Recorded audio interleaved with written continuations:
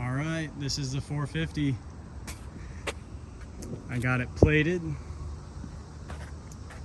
DOT front tire, DOT rear tire, turn signals, headlight, front turn signals, and I got a tail light right there. I want to get some wire loom and make a hole back here and run it back there, but rather ride it than make it look nice. This thing is an absolute monster to rip around after work. It's got a Trail Tech Endurance speedometer and this little eBay horn, headlight and turn signals switch. Y'all know I have the mirror right here.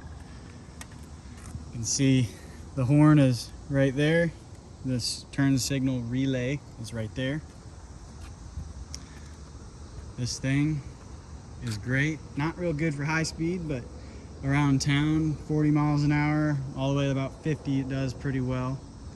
It cruises right around 30 to 40 though. Most comfortable there. I'll make a video of how I wired the thing. You can see right here.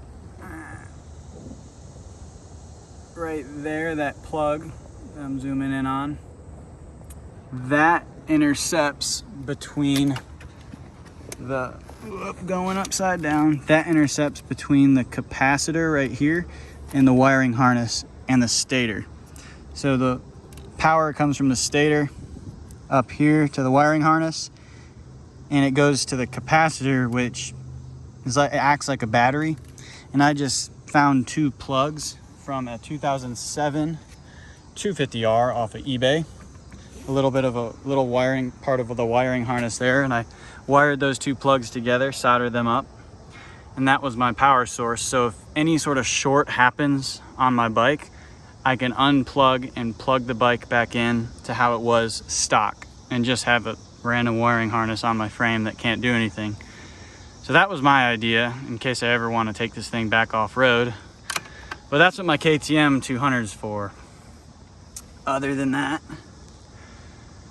I wired everything up myself with shrink wrap and a little bit of solder. I'm not paying 600 bucks for a street legal kit. Comment if you have any questions. I've got a little bit of a video I'm gonna make about wiring this thing up. More videos coming in the future. Stay tuned.